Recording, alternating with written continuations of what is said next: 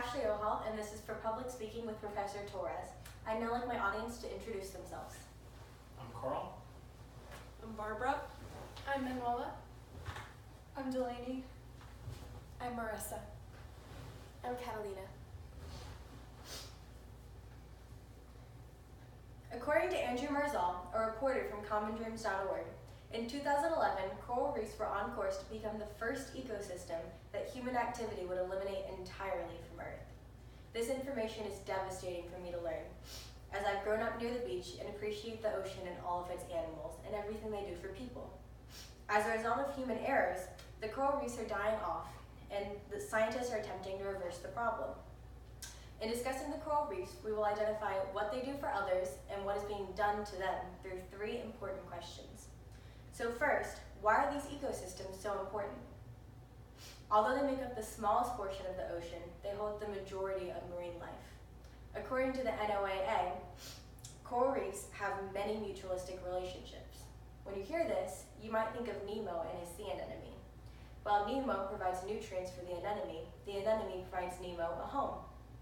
This is similar between corals and many types of fish and algae. While the fish eats seaweed that blocks the corals from their sunlight, the algae provides the corals with nutrients, while the corals provide both of these animals a home. The biodiversity of this ecosystem makes it one of the most important in the world. They also benefit humans through a few different factors, such as a source of income for businesses. These businesses include tourism, fishing, and even types of medication. Not only as money, they benefit humans by protecting our coastlines during storms. I have spoken about what these coral reefs do for others.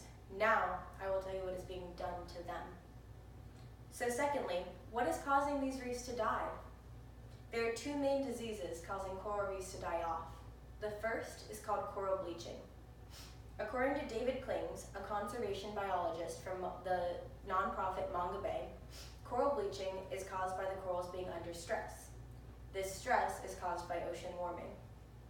As a result of this stress, the corals eject the algae that is their only nutrients, and without this algae, they lose their color and in turn die. Secondly, white band disease is caused by ocean acidification, and it destroys the coral skeleton. Both of these result from carbon emissions in the water. According to Marzal, 1/3 of carbon emissions end up in our oceans. Carbon emissions come from both raised water temperatures and lead to ocean acidification. A second cause for the corals to die is pollution. For example, from factories, underwater dredging, and agricultural runoff. This can lead to stress and immune deficiency within our reefs. To summarize, humans negatively affect the reefs both through pollution and carbon emissions, which lead to many different types of diseases within the reefs. Now that you have learned what the reefs do for others and what is being done to them, you might have formed a question of your own. So finally, what is being done to stop this problem? The first solution that scientists have tried is called 3D printing. Kling says that artificial coral reef structures are built out of ceramic and the corals are attached to it. The hope is that these corals will rebuild off the structure themselves. However, this doesn't solve the problem of the many diseases that humans have spread throughout the reefs. So the future, according to Christian Galion, a reporter in 2018 from the New York Post, is genetic engineering. Science hoped to genetically engineer two factors into the reefs.